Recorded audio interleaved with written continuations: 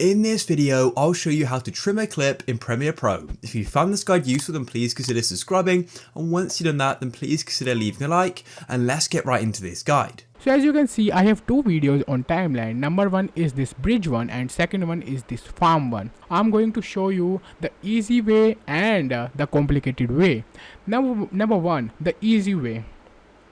So let's suppose I want to trim this video clip right from, I want this video to start from here.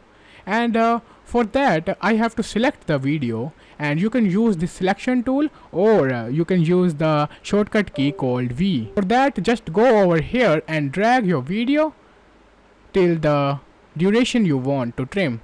And now as you can see, we have a blank space right over here, and we have to like select all the timeline and move it to the start so that we didn't have black space. So let's try the another way of trimming the clip.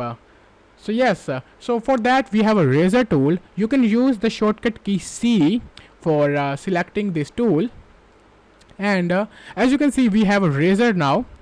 And let's suppose I want to like trim this clip into multiple parts, this and this, right?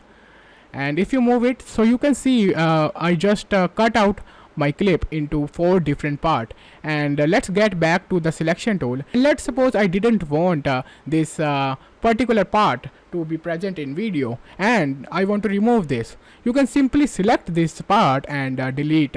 And as you can see, the black space again pops up, and now you have to select the whole timeline and move it. You can simply hit Shift plus Delete.